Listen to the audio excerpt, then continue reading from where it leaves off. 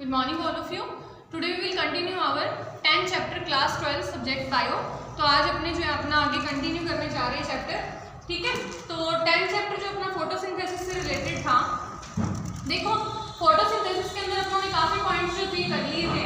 आज अपने जो है इसके बारे में अपने लास्ट वाले लेक्चर के अंदर अगर अपने थोड़ा देख के चले तो अपनों ने क्या किया था, अपने इसके पिगमेंट्स के बारे में पढ़ रहे थे। क्या कर रहे थे? पिगमेंट्स के बारे में, है ना। तो अपनों ने कौन कौन से पिगमेंट्स पढ़ लिए थे? क्लोरोफिल जो अपना क्या था, प्रिंसिपल पिगमेंट। फिर अपनों ने क्या पढ़ा? कैरोटीनॉइड्स, ठीक है।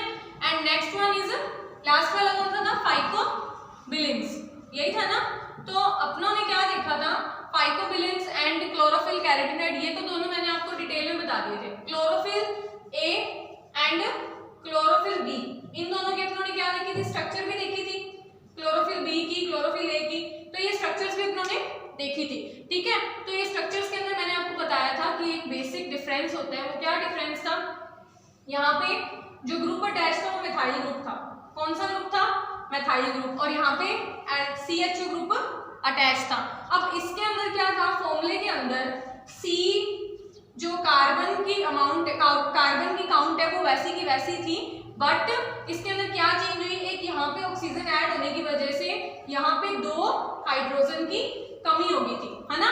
क्योंकि क्लोरोफिल ए जो था उसके अंदर 72 थे हाइड्रोजन और क्लोरोफिल बी में 70 थे। तो मैंने आपको ये बताया था कि यहाँ पे जो ऑक्सीजन है, अपने को पता है वैलेंसी +2 होने की वजह से, सॉरी -2 होने की वजह से क्या करता है? डबल बॉन्ड बनाता है। क्या बनाता है? Double bond. तो ऑक्सीजन की अमाउंट जो थी यहाँ पे एक प्लस हो गई थी, यानी कि ऑक्सीजन 6 हो गई थी, यहाँ पे ऑक्सीजन 5 थे। तो ये डबल बॉन्ड बनाने की वजह से क्या करता है?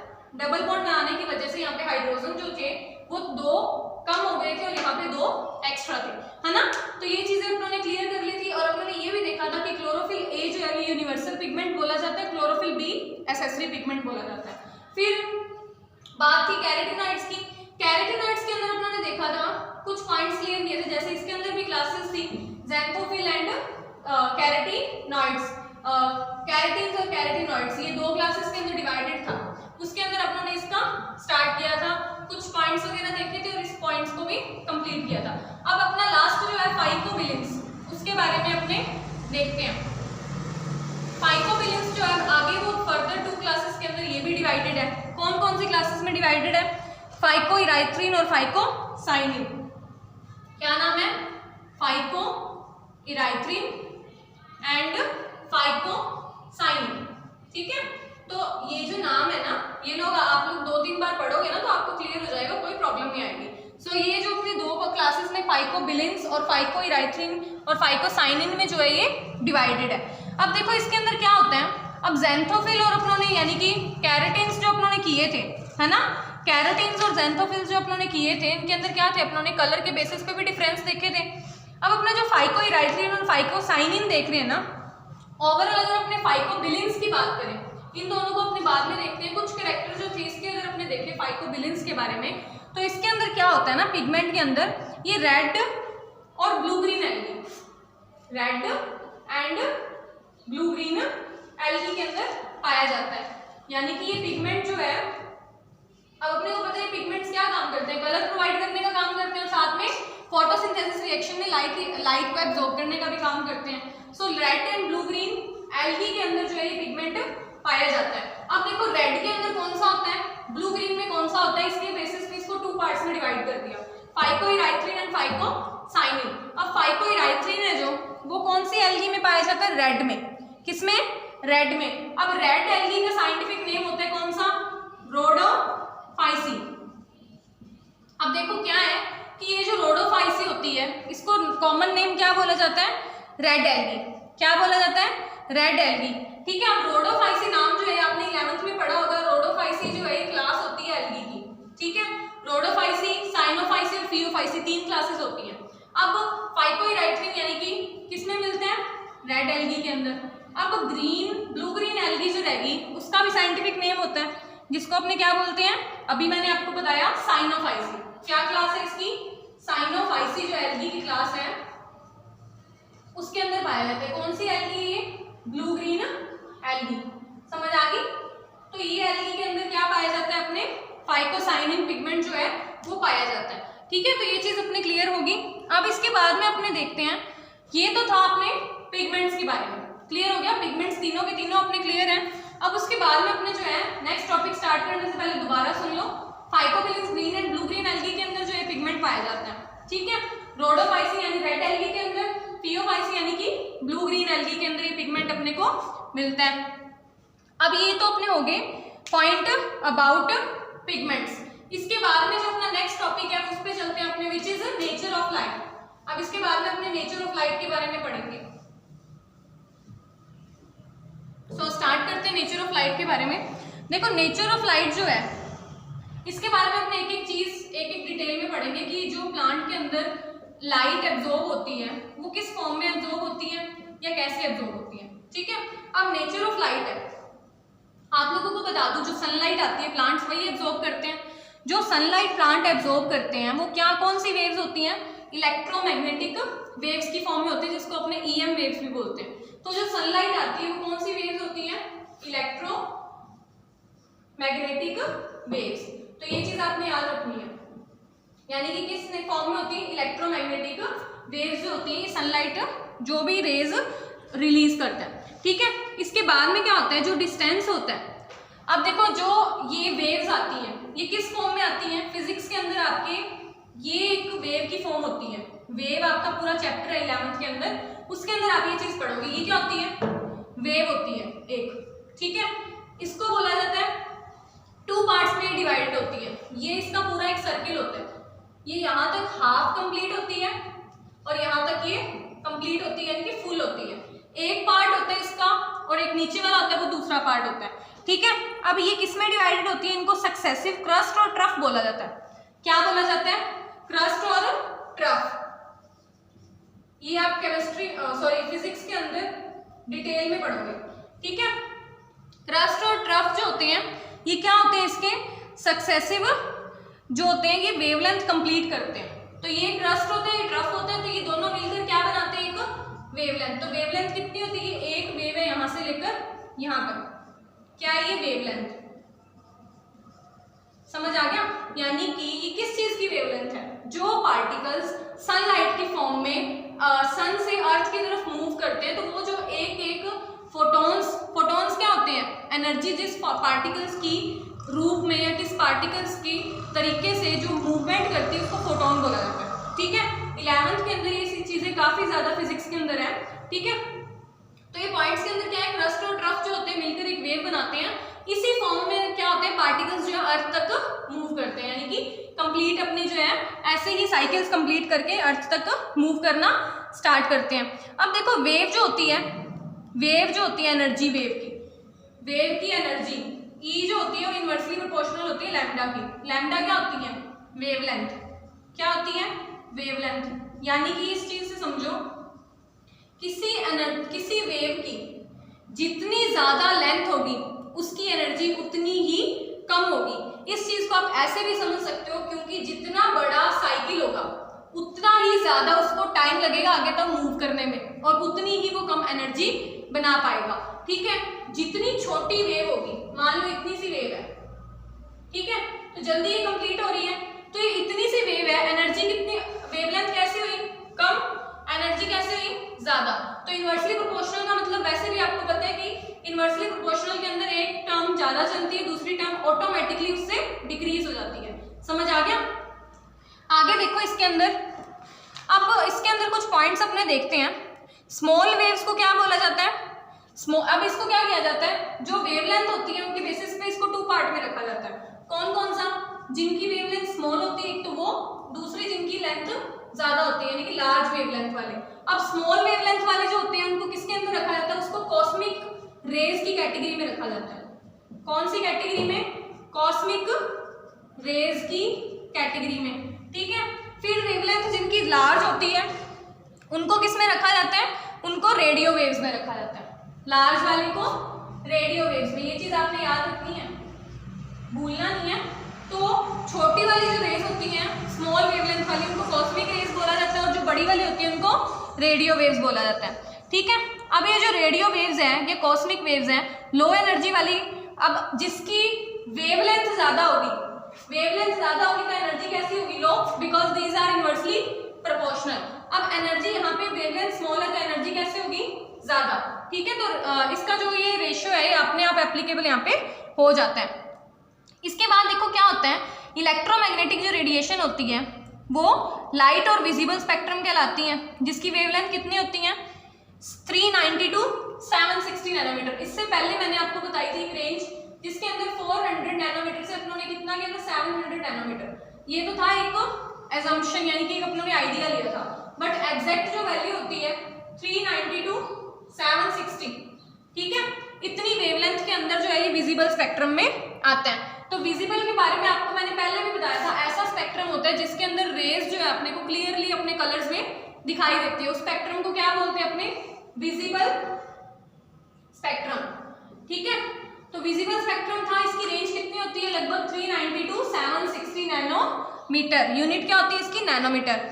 अब विजिबल स्पेक्ट्रम जो होता है वो 7 डिफरेंट कलर्स में डिवाइड होता है। क्या होता है ये, अब ये जो है 760, इसको मैं इरेज कर रही हूँ, ठीक है। इसके अंदर अपने देखते हैं क्या होता है, 7 कलर्स में डिवाइड होती है। अब इसके अंदर अपनों ने रेंज देखी है कितनी, 390 नैनोमीटर टू 760 नैनोमीटर। अब ये जो रेंज है ना यहाँ पे, इसके अंदर क्या होते हैं 7 कलर्स में डिवाइड होती है, यानी कि 7 कलर आते हैं इस रेंज के अंदर। तो जो भी 7 कलर आते हैं कौन कौन से आते हैं, विब्ग्योर, समझ आ गया। ये आप लोगों ने 10th में भी पढ़ा होगा, 11th में भी था आपके, अब दोबारा है। ये जो 7 कलर होते हैं ये सारे के सारे इस रेंज में आते हैं। अब जो भी कलर है हर एक कलर की अपनी अपनी वेवलेंथ की रेंज होती है। अब विजिबल जो वॉयलेट कलर है इसकी वेवलेंथ की रेंज कितनी होती है, लगभग भी 390 नैनोमीटर के आसपास होती है, यानी सबसे कम होती है इसकी, ठीक है। और इनकी जो रेड की वेवलेंथ होती है सबसे ज्यादा होती है, ठीक है। तो इनकी वेवलेंथ जो है अप टू डाउन जो ऐसे ऐसे इंक्रीज होती जाती है। और 7 कलर जो होते हैं उनकी पर्टिकुलरली अपनी अपनी हर एक की रेंज होती है वेवलेंथ की। सो ये 7 जो कलर होते हैं विजिबल स्पेक्ट्रम के अंदर आते हैं। आगे देखो, अभी मैंने आपको बताया कि रेड कलर की जो वेवलेंथ होती है सबसे ज्यादा लॉन्गेस्ट होती है, इसकी सबसे ज्यादा होती है, और वॉयलेट की स्मॉलेस्ट होती है, सबसे कम। अब देखो वॉयलेट से जो नीचे वाले रीजन में आती है, यानी कि 390 नैनोमीटर से भी जो नीचे होती है, वॉयलेट से भी जो नीचे होती है, उनको कौन से रीजन में रखा जाता है, उनको अपने इंफ्रारेड रीजन के अंदर रखते हैं। कौन से रीजन में, इंफ्रारेड, सॉरी जो स्मॉलर वेवलेंथ होती है उसको अपने यूवी रीजन में रखते हैं। किसमें, यूवी में। और जिसकी वेवलेंथ 760 नैनोमीटर से भी ऊपर होती है, यानी कि रेड को भी क्रॉस कर देती है, उसको अपने किसमें रखते हैं, इंफ्रारेड रीजन में। सॉरी, तो सबसे कम वाली तो होती है उसको यूवी में रखा जाता है, सबसे ज्यादा वाली को इंफ्रारेड रीजन में रखा जाता है। ये चीजें छोटी छोटी पॉइंट से ही आपको याद होनी चाहिए। इसके बाद अपने आगे देखते हैं। अब ये जो रीजन है लाइट, अब मैंने आपको बताया फोटोन नाम का एक वर्ड इंट्रोड्यूस होता है। मैंने आपको फोटोन के बारे में पहले ही बताया, दोबारा सुन लो। फोटोन क्या होता है, एक पैकेट होता है एनर्जी का। फिजिक्स में आपके डिटेल में आएगा, ये पैकेट होता है एनर्जी का। एनर्जी मीन्स जो फॉर्म के अंदर लाइट रेडिएशन जो है एमिट होती हैं या निकलती हैं बाहर, वो फोटोन की फॉर्म के अंदर निकलती है। फोटोन ऐसे बोल दो यूनिट होती है इसकी, ठीक है। तो जो फोटोसिंथेसिस की रिएक्शन होती है, क्या फोटोसिंथेसिस की रिएक्शन होती है, उसके अंदर अपने को 8 फोटॉन्स जो होते हैं रिक्वायर्ड होते हैं। कितने होते हैं, 8 फोटॉन्स जो होते हैं रिक्वायर्ड होते हैं अपने को फोटोसिंथेसिस की रिएक्शन प्रोसीड करवाने के लिए, टू प्रोसीड और to complete the reaction of photosynthesis. समझ आ गया। तो ये पॉइंट अपने को याद होने चाहिए। अगर पेपर में डायरेक्ट 1 नंबर में क्वेश्चन आ जाए तो आप लोग बता सकते हो, वी नीड टू स्टार्ट और synthesize the reaction, we need 8 photons, ठीक है। 8 फोटॉन्स अपने को चाहिए होते हैं। उसके बाद में देखो, अब अमाउंट ऑक्सीजन की जो रिलीज होती है वो फोटोन जो होते हैं रीएब्जॉर्ब करते हैं, जिसको क्वांटम यील्ड बोला जाता है। क्या बोला जाता है, क्वांटम यील्ड। अब दोबारा एक नई टर्म इंट्रोड्यूस हो रही है, कौन सी, क्वांटम यील्ड। क्वांटम यील्ड का मतलब क्या होता है, फोटोसिंथेसिस की रिएक्शन के अंदर जो फोटोन होते हैं वो ऑक्सीजन जो रिलीज करवाते हैं, क्या करवाते हैं, ऑक्सीजन रिलीज करवाते हैं। अब ये जो ऑक्सीजन रिएक्शन के टाइम पे, फोटोसिंथेसिस के टाइम पे रिलीज हुई है, अब ये ऑक्सीजन दोबारा फोटोन जो होते हैं कंज्यूम कर लेते हैं। क्या करते हैं, each release from each photon और quantum that is reabsorbed and consumed which is called quantum yield of plants. यानी कि ये जो ऑक्सीजन की अमाउंट यहाँ से रिलीज हुई है, इसमें से कितनी अमाउंट प्लांट रीअब्जॉर्ब करता है, क्या करता है, रीअब्जॉर्ब करता है, उसको क्या बोला जाता है, क्वांटम यील्ड ऑफ प्लांट। यानी कि जरूरी नहीं है अगर यहाँ से 100% अपनी ऑक्सीजन यहाँ से रिलीज हो रही है तो 100 की 100 ही प्लांट रीअब्जॉर्ब करेगा, ऐसा नहीं होता। हो सकता है इसमें से 50 कर ले, हो सकता है 30 कर ले और बची हुई क्या करते हैं, एनवायरमेंट में रिलीज कर दे, तो उसको क्या बोला जाता है, क्वांटम यील्ड कैपेसिटी या फिर क्वांटम यील्ड ऑफ प्लांट। तो ये टर्म आपको क्लियर होगी होगी बिल्कुल। उसके बाद देखो अब यहाँ पे क्या होता है, क्वांटम यील्ड भी पता चल गया अपने को। अब सबसे ज्यादा प्लांट फोटोसिंथेसिस के अंदर, जो फोटोसिंथेसिस के अंदर प्लांट्स जो होते हैं वो ब्लू और रेड कलर लाइट की शो करते हैं। क्या करते हैं, ब्लू रेड कलर लाइट। अब rate of photosynthesis is 0 in green plants. अब फोटोसिंथेसिस की जो रेज होती हैं वो ग्रीन प्लांट्स के अंदर 0 होती हैं, यानी कि कोई कलर नहीं निकल पाता। अब इसके अपने जो रीजन होते हैं वो आगे अपने डिटेल में पढ़ेंगे, उससे पहले कुछ पॉइंट्स और देख लेते हैं अपने। तो इसको दोबारा अपने थोड़ा सा रिकॉल कर लें कि जो भी नेचर ऑफ लाइट था उसके अंदर अपनों ने क्या क्या पढ़ा। उसके अंदर अपनों ने देखा कि इलेक्ट्रोमैग्नेटिक की फॉर्म्स के अंदर, ये क्रस्ट और ट्रफ की फॉर्म के अंदर जो है प्लांट से ये फ्लो करता है, यानी कि ये जो लाइट होती है, सनलाइट होती है, क्रस्ट और ट्रफ की फॉर्म में फ्लो होती है। वेवलेंथ जिसको बोला जाता है, वेवलेंथ 7 जो कलर होते हैं उनके अंदर स्प्लिट होती है, ठीक है, हर एक की अपनी अपनी वेवलेंथ होती है। फिर अपनों ने यूवी रीजन देख लिए, इंफ्रारेड देख लिए, ठीक है, विजिबल स्पेक्ट्रम से, यानी कि जिनकी रेंज जो होगी 390 से नीचे होगी उसको अपने यूवी रीजन में रखेंगे, जिनकी इससे भी ऊपर होगी उसको अपने क्या बोलेंगे, इंफ्रारेड रीजन। ये भी अपनों ने देख लिया। उसके बाद में अपने फोटोन देख लिया, फोटोन का क्या यूज होता है क्या नहीं होता, ठीक है। और अपनों ने इसके अंदर ये भी देख लिया कि क्वांटम यील्ड कैपेसिटी या क्वांटम यील्ड फॉर प्लांट क्या होता है, ये चीजें भी अपने को क्लियर होगी। उसके बाद में लास्ट क्या था, ये सारे के सारे जो पॉइंट थे क्लियर हो चुके हैं। इसके बाद अपने जो है नेक्स्ट अपने टॉपिक पे चलते हैं, which is mechanism of photosynthesis. Next point अपना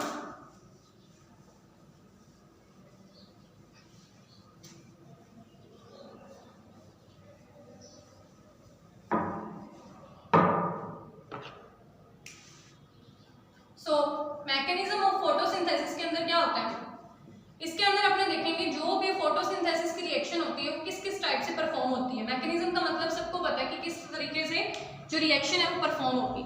सबसे पहले तो इसके कुछ पॉइंट्स हैं बेसिक, उसको अपने देखते हैं। क्या होता है, लाइट एनर्जी किससे एब्जॉर्ब की जाती है, एब्जॉर्ब बाय क्लोरोफिल। कौन एब्जॉर्ब करता है, क्लोरोफिल, जो कि सबसे ज्यादा प्रिंसिपल पिगमेंट कहा जाता है। तो क्लोरोफिल लाइट एनर्जी एब्जॉर्ब करते हैं। उसके बाद में जो एसेसरी पिगमेंट्स होते हैं वो फोटोलाइसिस में इसको यूज करवाते हैं, ठीक है। उसके बाद में क्या होता है, वाटर जो यूज किया जाता है उसके बाद में वो ऑक्सीजन और हाइड्रोजन और इलेक्ट्रॉन रिलीज करता है। आफ्टर द कंप्लीशन, यानी कि रिएक्शन जब कंप्लीट हो जाती है, after the completion of reaction releases, क्या रिलीज होते हैं, ऑक्सीजन के मॉलिक्यूल, हाइड्रोजन के आयंस और कुछ इलेक्ट्रॉन्स की फॉर्म में, हाइड्रोजन की फॉर्म में इलेक्ट्रॉन्स जो होते हैं रिलीज होते हैं। पहला स्टेप तो ये था, ठीक है। सेकंड के अंदर अपने देखते हैं, ये अपने क्या देख रहे हैं, अभी ब्रीफ में नहीं देख रहे हैं, अपने सिर्फ ओवरव्यू ले रहे हैं। ब्रीफ में इसके पॉइंट्स से आगे वो एक एक करके डिटेल में पढ़ेंगे। सेकंड पॉइंट पे चलते हैं, एनर्जी देखते हैं। अब फोटोसिंथेसिस की जब रिएक्शन होती है उसके बाद में इलेक्ट्रॉन्स भी रिलीज होते हैं, ऑक्सीजन भी रिलीज होती है, साथ में एनर्जी बनती है। क्या बनती है, प्लांट में फॉर्म्स एनर्जी। तो जो ये एनर्जी बनती है किस फॉर्म में बनती है, ATP, NADPH और H+, इन आयंस की फॉर्म में एनर्जी जो है प्लांट के अंदर बनती है, ठीक है। दोबारा सुन लो, एनर्जी किस फॉर्म में बनती है, NADPH+ और H आयंस में। तो इस फॉर्म्स के अंदर एनर्जी बनती है प्लांट के अंदर। एट लास्ट जो थर्ड पॉइंट है अपना, ठीक है। अब थर्ड पॉइंट देखते हैं अपने लास्ट। अब इसके अंदर क्या होता है, जो भी एनर्जी के मॉलिक्यूल्स होते हैं, क्या करते हैं वो रिडक्शन करवाते हैं किसका, कार्बन डाइऑक्साइड का। किसका रिडक्शन होता है, कार्बन डाइऑक्साइड का। And hence photosynthesis is a oxidation reduction reaction. क्या क्या होता है देखो, H2O के मॉलिक्यूल्स जो थे यानी कि हाइड्रोजन के आयन है, CO2 के आयन है, CO2 का क्या हुआ, रिडक्शन। और कहीं पे रिएक्शन के अंदर कौन सी प्रोसेस कंप्लीट हो रही है, ऑक्सीडेशन। ऑक्सीडेशन का मतलब ऑक्सीजन का ऐड होना, तो ऑक्सीडेशन और रिडक्शन दोनों प्रोसेस इसके अंदर कंप्लीट हो रही है। तो we can say that photosynthesis is a type of oxidation reduction reaction. ये अपने आराम से कह सकते हैं, फोटोसिंथेसिस में ऑक्सीडेशन भी होता है और रिडक्शन भी कंप्लीट होता है। इसके बाद में देखो, ऑक्सीडेशन तो किसका हो रहा है, वाटर का, रिडक्शन किसका हो रहा है, कार्बन डाइऑक्साइड का। ठीक है, अब इनके बेसिस पे जो रिएक्शंस हैं आगे फर्दर 2 टाइप्स में और डिवाइडेड है। कौन कौन सी, एक तो है लाइट रिएक्शन जिसके अंदर क्या होता है, लाइट की रिक्वायरमेंट होती है। दूसरी है डार्क रिएक्शन। डार्क रिएक्शन के अंदर एनर्जी जो है लाइट की फॉर्म में जरूरत नहीं होती। दोबारा सुन लो मैकेनिज्म फोटोसिंथेसिस के अंदर, क्लोरोफिल जो है वो क्या बनाता है, रिएक्शन कंप्लीट होने के बाद में क्या रिलीज करता है, ऑक्सीजन, हाइड्रोजन और कुछ इलेक्ट्रॉन्स, जो किसकी फॉर्म में निकलते हैं, हाइड्रोजन की फॉर्म में भी निकलते हैं। अब एनर्जी की फॉर्म कौन कौन सी होती है, ATP और NADPH। और ऑक्सीजन इस रिएक्शन के अंदर एट लास्ट अपन ने क्या कंक्लूजन में देखा कि CO2 का रिडक्शन होता है और हाइड्रोजन यानी H2O का क्या होता है, ऑक्सीडेशन। ठीक है, फोटोसिंथेसिस को अपने कह सकते हैं ओवरऑल की ऑक्सीडेशन रिडक्शन की रिएक्शन है। फिर अपन ने इसके अंदर देखा कि आगे फर्दर ये 2 पार्ट्स के अंदर डिवाइडेड है, light reaction and dark reaction. Light reaction के अंदर जिसमें अपने को रिक्वायरमेंट होती है लाइट की, लाइट एनर्जी की। डार्क रिएक्शन के अंदर क्या होता है, अपने को लाइट की कोई भी जरूरत नहीं होती। सो ये था अपना आज का टॉपिक। इसके बाद में नेक्स्ट लेक्चर के अंदर अपने लाइट और डार्क रिएक्शन से स्टार्ट करेंगे, उसको डिटेल में पढ़ेंगे। तब तक यहाँ तक नोट्स बनाते रहो, सीरियसली पढ़ते रहो, फिर भी कोई डाउट हो तो मुझसे क्लियर कर लेना। Thank you, have a nice day.